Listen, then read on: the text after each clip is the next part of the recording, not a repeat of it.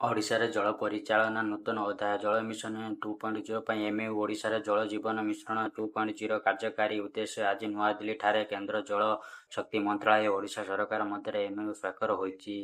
ଆଭାସ ମାଧ୍ୟମରେ ଆୟୋଜିତ ଏହି କାର୍ଯ୍ୟକ୍ରମରେ ଲୋକସେବା ଭବନରେ ମୁଖ୍ୟମନ୍ତ୍ରୀ ମୋହନ ଚରଣ ମାଝୀ ଏବଂ ନୂଆଦିଲ୍ଲୀର କେନ୍ଦ୍ରମନ୍ତ୍ରୀ ଶକ୍ତିମନ୍ତ୍ରୀ ସି.ଆର୍. ପାଟିଲ ଏବଂ ରାଷ୍ଟ୍ରମନ୍ତ୍ରୀ ବି ସୋମାନା ଉପସ୍ଥିତ ଥିଲେ। ଏହି ଅବସରରେ ଯଶସ୍ୱୀ ପ୍ରଧାନମନ୍ତ୍ରୀ ଶ୍ରୀ ନରେନ୍ଦ୍ର ମୋଦି ଦୂରଦୃଷ୍ଟି ସମ୍ପନ୍ନ ନେତୃତ୍ୱ ପାଇଁ ଜଳ ଜୀବନ ମିଶନ ଆରମ୍ଭ ହୋଇଥିବାରୁ ମୁଖ୍ୟମନ୍ତ୍ରୀ ଶ୍ରୀ ମାଝୀ ଧନ୍ୟବାଦ ଜଣାଇ କହିଥିଲେ ଯେ ଦେଶର 77.3% ପରିବାର ଏପର୍ଯ୍ୟନ୍ତ ଟ୍ୟାପ୍ ସଂଯୋଗ ମିଳିଛି। କେନ୍ଦ୍ର କ୍ୟାବିନେଟ୍ ଦ୍ୱାରା ଏହି ମିଶନ ସମ୍ପ୍ରସାରଣ 2028 ପର୍ଯ୍ୟନ୍ତ ଅନୁମୋଦନ ମିଳିଥିବା ହର ଘର ଜଳ ଲକ୍ଷ୍ୟ ପୂରଣ ପାଇଁ ଏହା ଏକ ମହତ୍ତ୍ୱପୂର୍ଣ୍ଣ ପଦକ୍ଷେପ ବୋଲି କହିଥିଲେ।